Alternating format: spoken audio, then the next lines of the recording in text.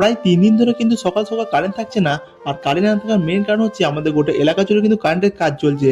আর কারেন্টে যাচ্ছে সকাল 8টার দিকে এবং আসছে ওই বিকাল তোমার 4টে 5টার দিকে। আর দাদাদেরকে শুরুতে ওরা কিন্তু বলছে এখনো কিন্তু 15 থেকে 16 দিন এরকমই কাজটি চলবে। তাই বিকেলে যখন কারেন্ট দেওয়া হবে তখনই কিন্তু সমস্ত কাজকর্ম আমাদের করে নিতে হবে।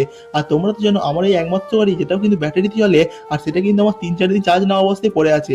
এটাকে তো ভেবেই যখন বিকেলে কারেন্ট আসবে তখনই কিন্তু চার্জ দেবো। তার আগে তো এটা চার্জ হবে না। আর গাড়িটা কিন্তু আমার ব্যাটারিটা ফালতুই পড়ে থাকবে। এবং আমার তো ঘোরাঘুরি বন্ধ হয়ে গেছে এই গাড়ির জন্য, কিন্তু চার্জ তো একদমই নেই। তাই আমি চার্জ কিভাবে দেবো সেটাই খুঁজে পাচ্ছি না। এবং এই যে তোমরা দেখতে পাচ্ছ কারেন্টের তার, এখানে থেকে কিন্তু এক পোল থেকে অন্য পোলে এবং গোটা পোল জুড়ে কিন্তু আমাদের গ্রামে কিন্তু কাজ হচ্ছে। আর এই কাজটা যে আমাদের এখানে হচ্ছে না সব জায়গায় হচ্ছে তোমরা একটু জানলে প্লিজ কমেন্টে জানাবে তো, যে তোমাদের ওদিকে কি একই রকম কাজ হচ্ছে নাকি শুধু আমাদের এখানেই হচ্ছে।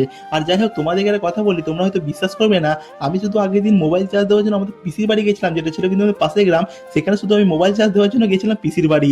আর এটা দেখে তো সবাই হাসছে। তোমাদের কি হলো কমেন্টে জানাবিও।